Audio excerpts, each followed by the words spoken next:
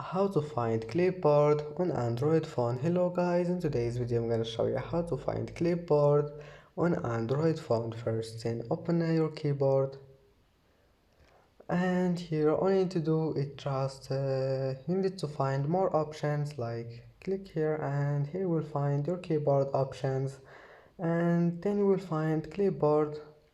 Just click on it, and as you see here you will find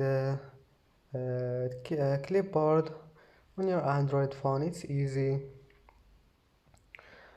and that's it. That's how to find it, and that's how to find clipboard on Android phone. And that's it for today's video. If you like this video, don't forget like and don't forget subscribe, and thank you for watching this video until the end, and see you in the next video.